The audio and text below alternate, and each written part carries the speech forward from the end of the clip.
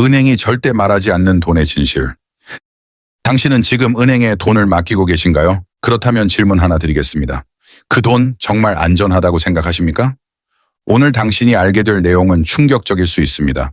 하지만 이건 음모론이 아닙니다. 금융 시스템이 실제로 작동하는 방식입니다. 헨리 포드가 이런 말을 했습니다. 국민들이 우리의 은행과 화폐 시스템을 이해하지 못하는 것은 다행이다. 만약 이해한다면 내일 아침 전에 혁명이 일어날 것이다. 왜 이런 말을 했을까요? 오늘 우리는 한국의 금융 시스템이 어떻게 작동하는지, 그리고 은행들이 굳이 당신에게 설명하지 않는 5가지 핵심 메커니즘을 들여다볼 겁니다.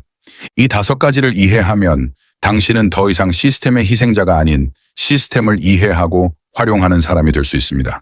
댓글에 부자마인드 남겨주세요. 이런 금융교육 콘텐츠 더 보고 싶으시다면 좋아요와 구독 부탁드립니다.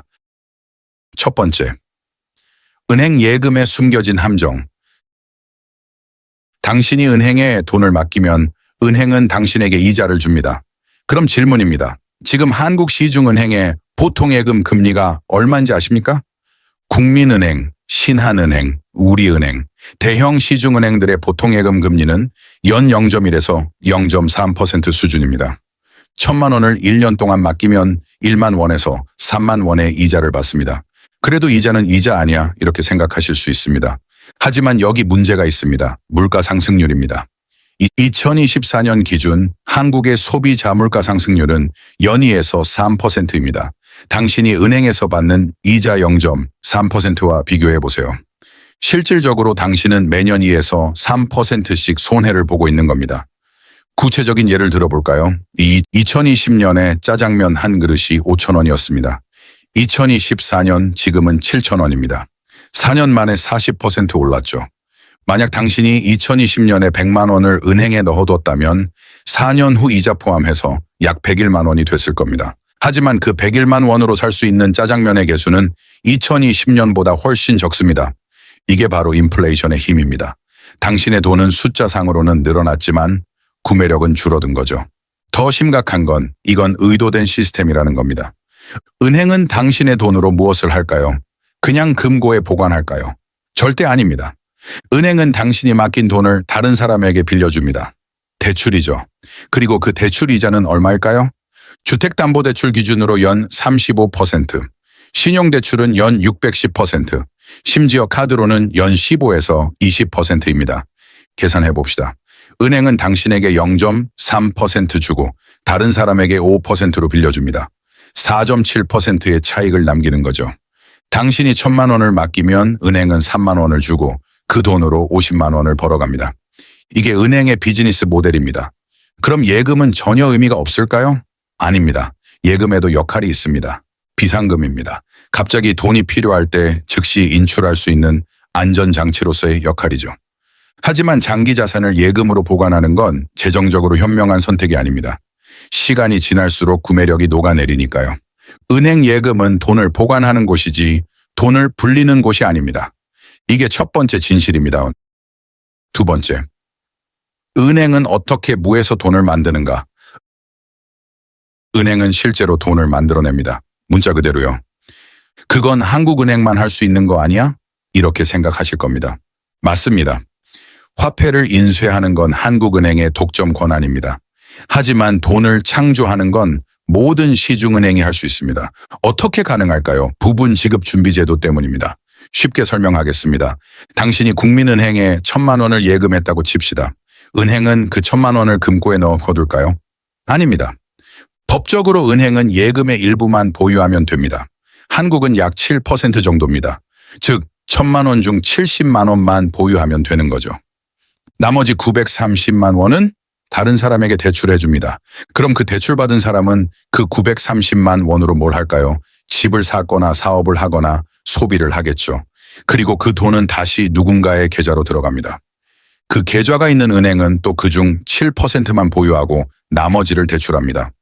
930만 원의 93%인 약 865만 원을 또 대출하는 거죠.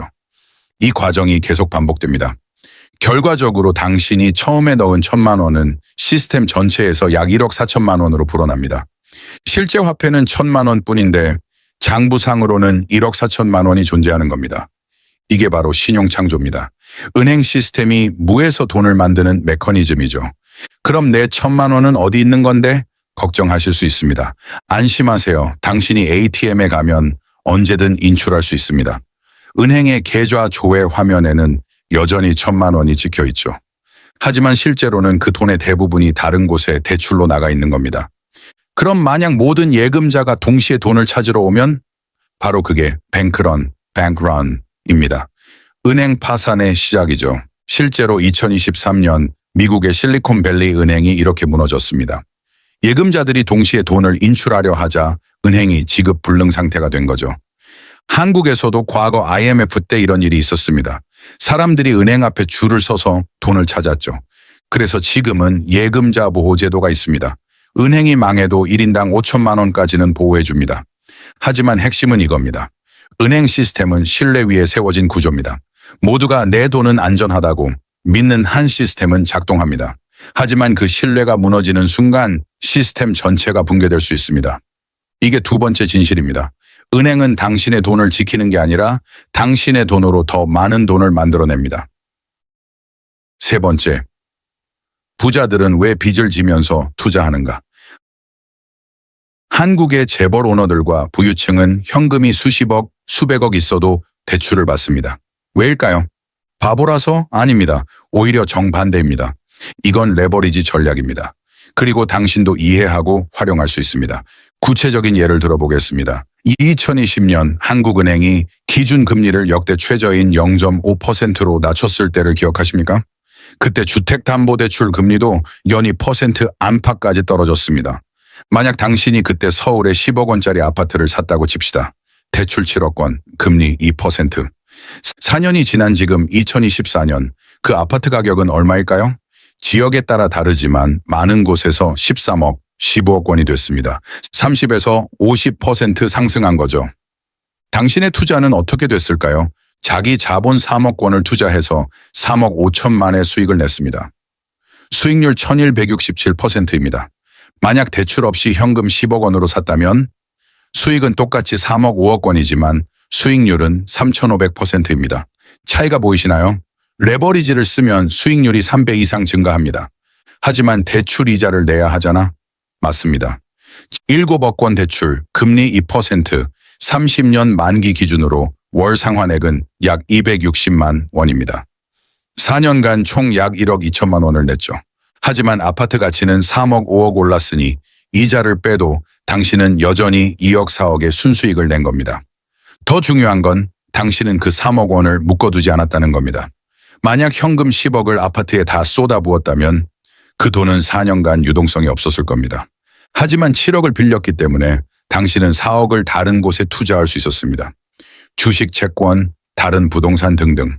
이게 바로 부자들이 현금이 있어도 대출을 받는 이유입니다. 그들은 자기 돈을 묶어두지 않고 은행 돈을 써서 자산을 사고 그 자산이 만들어내는 수익으로 대출이자를 감당합니다. 남는 돈은 자기 주머니로 들어옵니다. 물론 여기에는 중요한 조건이 있습니다. 첫째, 빌린 돈으로 사는 자산이 실제로 가치가 올라야 합니다. 만약 떨어지면 당신은 큰 손실을 봅니다. 둘째, 당신은 매달 대출 이자를 낼 수 있는 현금 흐름이 있어야 합니다. 없으면 파산합니다. 셋째, 금리가 급등하면 상환 부담이 커집니다. 2022년부터 2023년까지 많은 사람들이 이 문제로 고통받았죠. 그래서 레버리지는 양날의 검입니다. 제대로 쓰면 부를 폭발적으로 증가시키지만 잘못 쓰면 파산으로 갑니다. 부자들은 이 게임의 규칙을 이해합니다.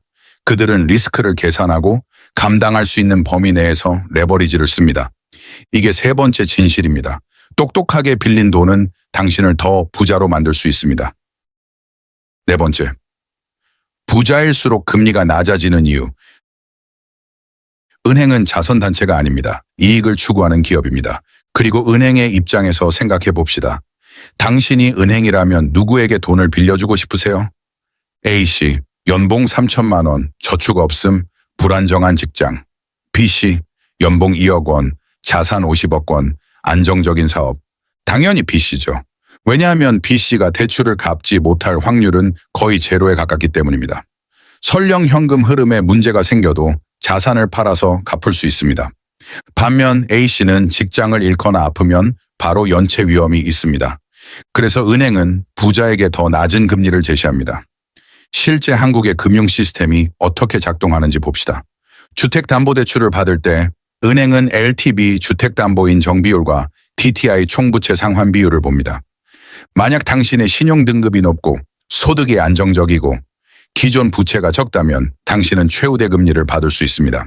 하지만 신용등급이 낮고 소득이 불안정하고 부채가 많다면 금리는 2에서 3%포인트 더 높아집니다. 똑같은 10억 원 대출인데 한 사람은 연 3%로 받고 다른 사람은 연 6%로 받는 겁니다. 30년간 얼마나 차이 날까요? 약 3억 원입니다. 같은 돈을 빌리는데 3억 원을 더 내야 하는 거죠. 불공평하잖아 이렇게 느낄 수 있습니다. 하지만 은행의 입장에서는 합리적입니다. 리스크가 높은 사람에게는 더 높은 이자를 받아야 손실을 상쇄할 수 있으니까요. 그럼 우리는 어떻게 해야 할까요? 신용 등급을 올려야 합니다. 어떻게? 첫째, 대출을 제때 갚습니다. 연체 기록이 있으면 신용 등급이 떨어집니다. 둘째, 신용카드를 책임감 있게 씁니다. 매달 전액 납부하면 신용 등급이 올라갑니다. 셋째, 과도한 대출을 피합니다. 소득 대비 부채 비율이 높으면 은행이 경계합니다. 넷째, 안정적인 소득을 유지합니다. 직장을 자주 옮기거나 소득이 불규칙하면 분리합니다. 결국 더 나은 금융 조건을 받고 싶다면 당신 자신의 재정 상태를 먼저 개선해야 합니다. 이게 네 번째 진실입니다. 금융 시스템은 부자에게 유리하게 설계되어 있지만 당신도 노력으로 그 혜택에 다가갈 수 있습니다. 다섯 번째, 신용카드는 은행의 최강 무기. 한국인의 신용카드 사용률은 세계 최고 수준입니다. 편리하죠. 현금 없이도 어디서든 결제할 수 있으니까요. 하지만 여기 함정이 있습니다. 한국은행 통계를 보면 한국 가계의 신용카드 연체율은 지속적으로 증가하고 있습니다. 특히 2030세대의 연체율이 높습니다. 왜일까요? 신용카드는 당신에게 지금 돈이 없어도 살 수 있다는 환상을 줍니다. 그리고 그 대가는 나중에 청구됩니다. 문제는 카드값을 제때 못 갚았을 때 발생합니다. 한국의 신용카드 연체 이자율은 연 24%입니다. 법정 최고 금리가 20%인데 카드사는 특례로 24%까지 받을 수 있습니다. 100만 원을 연체하면 1년 후 124만 원이 됩니다. 2년 후에는 153만 원이 됩니다. 복리의 힘이 이번에는 당신에게 불리하게 작용하는 거죠. 더 심각한 건 많은 사람들이 카드값을 갚기 위해 또 다른 카드를 쓴다는 겁니다. 카드 돌려막기죠. 이건 눈덩이입니다. 시간이 지날수록 빚은 기하급수적으로 불어나고 결국 감당할 수 없는 수준에 도달합니다. 한국신용정보원 자료에 따르면 신용카드 연체자의 평균 연체 금액은 약 500만 원입니다. 그리고 그중 상당수가 3년 이상 갚지 못하고 있습니다. 왜 은행은 이렇게 높은 이자를 받을 수 있을까요? 신용카드 채무는 무담보 채무입니다. 집이나 차처럼 담보물이 없죠. 그래서 은행 입장에서는 리스크가 높습니다. 리스크가 높으니 높은 이자를 받는 겁니다. 그리고 솔직히 말하면 카드사는 당신이 연체하기를 바랍니다. 왜냐하면 그때 진짜 돈을 버니까요. 제때 전액 납부하는 고객은 카드사에 별로 이익이 안 됩니다. 수수료만 조금 받을 뿐이죠. 하지만 연체하는 고객은 연 24% 이자를 냅니다. 이게 카드사의 주요 수익원입니다. 그래서 카드사는 계속 당신에게 연락합니다. 신용카드 한도 올려드릴까요? 새 카드 발급받으시겠어요? 그들은 당신이 더 많이 쓰고 더 많이 연체하기를 원합니다. 그럼 신용카드를 아예 쓰지 말아야 할까요? 아닙니다. 신용카드를 책임감 있게 쓰면 오히려 유익합니다. 첫째, 신용카드는 신용 등급을 쌓는 도구입니다. 제때 납부하면 당신의 신용 이력이 쌓입니다. 둘째, 혜택과 포인트를 받을 수 있습니다. 캐시백, 할인, 마일리지 등. 셋째, 소비를 추적할 수 있습니다. 카드 명세서를 보면 내가 어디에 얼마를 썼는지 한눈에 알 수 있습니다. 하지만 이 모든 혜택은 단 하나의 조건 아래서만 유효합니다. 매달 전액 납부. 만약 당신이 카드값을 제때 전액 납부할 자신이 없다면 카드를 쓰지 마세요. 체크카드를 쓰세요. 체크카드는 내 계좌에 있는 돈만 쓸 수 있으니 빚이 생기지 않습니다. 이게 다섯 번째 진실입니다. 신용카드는 강력한 도구지만 잘못 쓰면 당신을 파멸시킬 수 있습니다. 마무리. 자, 우리는 오늘 5가지 진실을 봤습니다. 첫째, 은행 예금은 인플레이션을 이기지 못합니다. 둘째, 은행은 부분 지급 준비 제도로 돈을 창조합니다. 셋째, 레버리지는 양날의 검입니다. 넷째, 금융 시스템은 부자에게 유리하지만 당신도 개선할 수 있습니다. 다섯째, 신용카드는 책임감 있게 써야 합니다. 이 5가지를 이해하면 당신은 더 이상 금융 시스템의 희생자가 아닙니다. 당신은 시스템이 어떻게 작동하는지 아는 사람이 됩니다. 그리고 그 지식으로 더 나은 재정적 결정을 내릴 수 있습니다.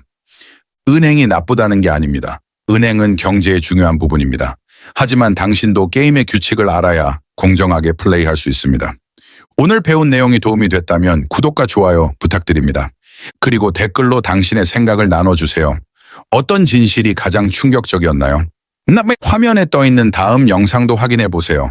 금융 시스템을 더 깊이 이해하는 데 도움이 될 겁니다. 시청해 주셔서 감사합니다. 다음 영상에서 뵙겠습니다.